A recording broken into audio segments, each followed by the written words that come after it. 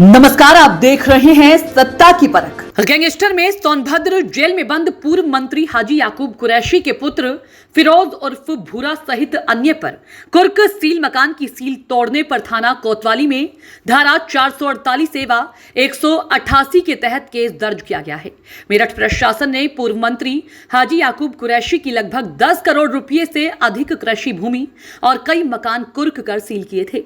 Police ने 31 मार्च 2022 को याकूब की मीट फैक्ट्री में छापेमारी कर उसके 10 कर्मचारियों को गिरफ्तार किया था, तो वहीं पुलिस ने एक अन्य मामले में याकूब, उसकी पत्नी और दोनों बेटों समेत 17 लोगों को नामजद किया था।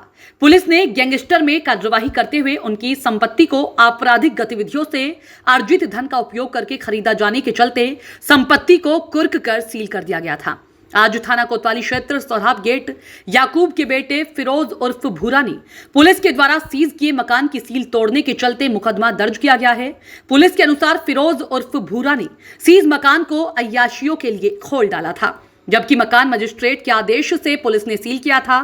पुलिस को सूचना मिलने पर मकान पुलिस ने छापा मारकर अनसीज मकान पकड़ा, जिसमें भूरा समेत आधा दर्जन पर दर्ज किया गया है मुकदमा।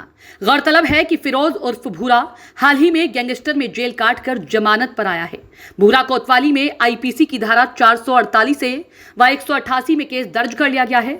जनपद के चिन्हित माफिया और गैंगस्टर याकूब और उसके परिवार के सदस्यों द्वारा अवैध रूप से अर्जित संपत्ति का मेरठ पुलिस के द्वारा गैंगस्टर अधिनियम की धारा 14(1) के अंतर्गत जब्तीकरण की कार्रवाई की गई थी, जिसके तहत इनके कई मकानों को सील किया गया था।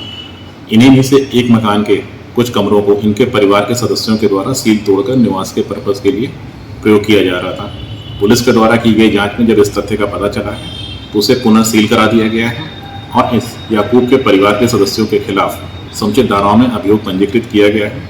अग्रिम वैधानिक कार्रवाई प्रचलित है। उधर कोतवाली क्षेत्र में ही भाजपा नेता ने युवक के साथ की बेरहमी के साथ मारपीट कर युवक को लहूलुहान कर दिया। शाहगासा पर बसंत रेवड़ी वालों के नाम से है दुकान।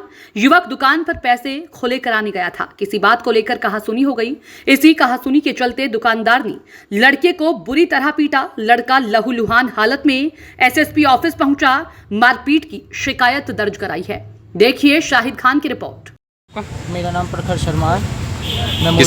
किसने मारपीट किया आपके मेरे साथ बसंत रेवड़ी वालों ने करी। अंबुज रस्तोगी ने, नीटू रस्तोगी उनके भाई ने, उनके लड़के ने, चिराग ने और अन्य उनके 3-4 कारीगरों ने रात बहुत बुरी तरह मेरे साथ मारपीट करी है। सिंगल टेलीकॉम पे पहुंचा था मैं वहां पर, और क्या कहते हैं वहाँ कैमरा भी लग रहा है। उसके बाद भी मैं किसी तरह अपनी जान बचा करके वहाँ से भागा हूँ। किस बात को लेकर मारपीट की है? मैं अपने 500 रुपये खुलाने गया था। मुझे 400 रुपये कुलदीप फिरोई से लेने थे, तो उससे 100 रुपये मुझे वापसी देने थे। उसके पास भी 500 का नोट था, तो उस पर खुले हुए नहीं थे। तो मैंने कहा कि मुझे 100 रुपये उधार दे दो, मैं सुबह दे दूंगा। उन्होंने उससे बदतमीजी करनी चालू करी। इस बात की मैंने शिकायत अंबुज रस्तोगी को, उसके पिताजी को दी।